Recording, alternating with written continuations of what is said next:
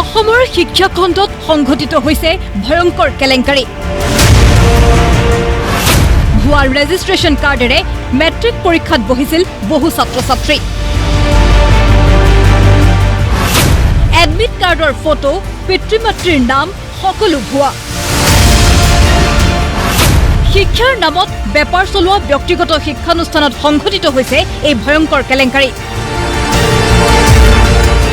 এইখন চেঙাৰ পদ্মপাৰাৰ দিলিজেণ্ট একাডেমী। দিলিজেণ্ট একাডেমীৰ এইজন স্বত্বাধিকাৰী আব্দুল ৰৌফ আহমেদ। এইজন আব্দুল ৰৌফে ভুৱা এডমিট কাৰ্ড আৰু ভুৱা ৰেজিষ্ট্ৰেশ্যন কাৰ্ডৰ জৰিয়তে মেট্ৰিক পৰীক্ষাত বহালে বহু ছাত্ৰ ছাত্ৰীক।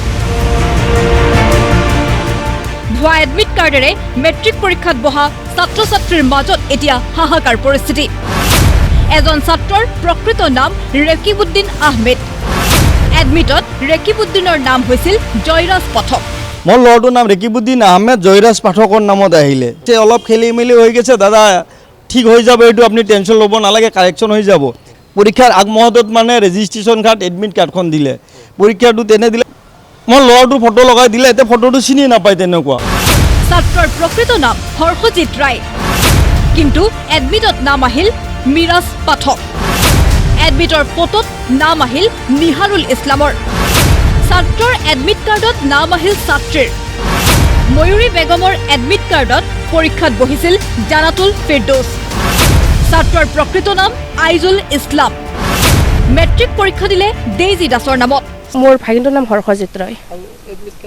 এডমিটত নাম আহিছিল ময়ৰাজ পাঠক আৰু এডমিটত যিটো ফটো আছিল সেইটোত নাম আহিছিল নিহাৰুল ইছলাম। তিনিটামান নাম আছে এডমিট আৰু ৰেজিষ্ট্ৰেশ্যনত, বহুত নামো দি এনেকৈ দিছে আৰু এটাও তাৰমানে মিল নাই।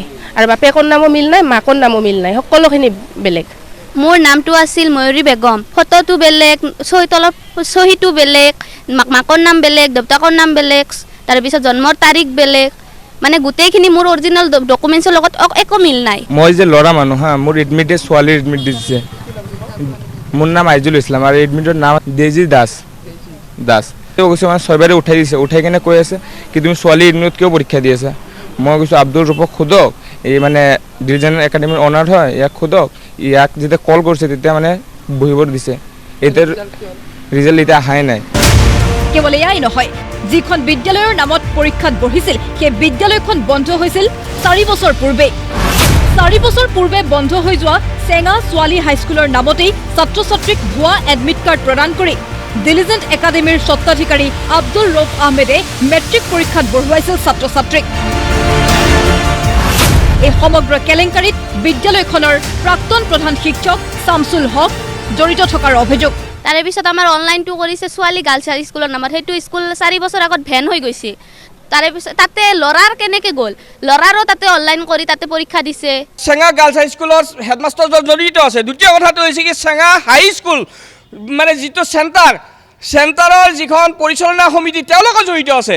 ইয়াত জড়িত আছে সেৱা বোৰ্ডো, কাৰণ সেৱা বোৰ্ডৰ পৰা আপোনাৰ এনচাৰ স্ক্ৰিপ্ট আৰু মেনু স্ক্ৰিপ্ট নিদিয়াকৈ তেওঁলোকে পৰীক্ষাত বহাব নোৱাৰে। এই জালিয়াতিবিলাক সেৱা বোৰ্ডৰ জৰিয়তে হৈ আছে। দিলিজেণ্ট একাডেমীয়ে পূৰ্বেও এনে বহু কেলেংকাৰীত জড়িত থকাৰ অভিযোগ উত্থাপন কৰিছে। এই দিলিজেণ্ট একাডেমীৰ পূৰ্বতেও বহুতো ধৰণৰ এনেকুৱা অভিযোগ আছে। তেওঁলোকে কোনোবা ড্ৰপ আউট ষ্টুডেণ্টকো তাৰমানে পাছ কৰাই নিয়াৰ দায়িত্ব লয়। এই ধৰণে ভুৱা ৰেজিষ্ট্ৰেশ্যনৰ আগতীয়াকৈ ভুৱা ৰেজিষ্ট্ৰেশ্যন কিছুমান কৰে।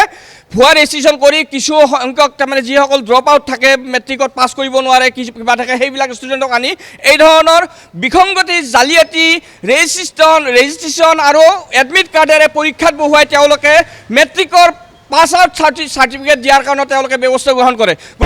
এই সমগ্ৰ কেলেংকাৰীত দিলিজেণ্ট একাডেমীৰ লগতে অসম ৰাজ্যিক বিদ্যালয় শিক্ষা পৰিষদৰ এজন বিষয়া লৱ কুমাৰ ঠাকুৰীয়াও জড়িত থকাৰ অভিযোগ উত্থাপন হৈছে।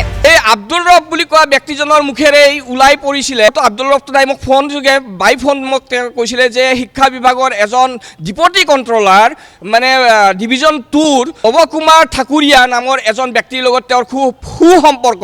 গতিকে এই কোন লৱ কুমাৰ ঠাকুৰীয়া ডিপুটি কণ্ট্ৰলাৰ, ইয়াৰ ওপৰত মানে শিক্ষামন্ত্ৰী মহোদয় ৰণোজ পেগু ডাঙৰীয়া আপুনি ইয়াৰ ওপৰত এটা তদন্ত কৰিব লাগে, কাৰণ তেওঁৰ জৰিয়তে বোলে এই ধৰণৰ মানে জালিয়াতি কৰা বুলি অভিযোগ মানে আছে।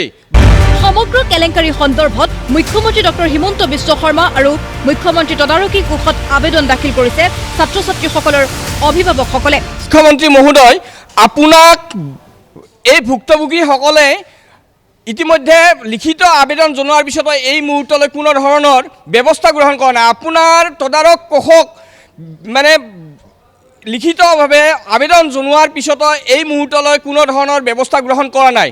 গতিকে মই মুখ্যমন্ত্ৰী মহোদয়ক আবেদন জনাইছোঁ, অনুৰোধ জনাইছোঁ, শিক্ষা ব্যৱস্থাটোত যে ব্যক্তিগত খণ্ডৰ বিদ্যালয়সমূহে দুৰ্নীতি চলাই আছে, জালিয়াতি চলাই আছে, ইয়াৰ ওপৰত কিয় ব্যৱস্থা গ্ৰহণ কৰা নাই? কিন্তু ভুৱা এডমিট কাৰ্ড, ভুৱা ৰেজিষ্ট্ৰেশ্যন কাৰ্ড লৈ কেনেকৈ মেট্ৰিকত বহিল ছাত্ৰ ছাত্ৰী? কোনোবা শীৰ্ষ বিষয়া জড়িত নাথাকিলে এয়া সম্ভৱনে? কি হৈছে অসমৰ শিক্ষা বিভাগত? বৰপেটাৰ পৰা অনুপম অনিৰুদ্ধৰ সহযোগত ভিডিঅ' জাৰ্নেলিষ্ট জাহ্নু লস্কৰৰ সৈতে নাৰায়ণ শইকীয়াৰ ৰিপৰ্ট, প্ৰতিদিন টাইম।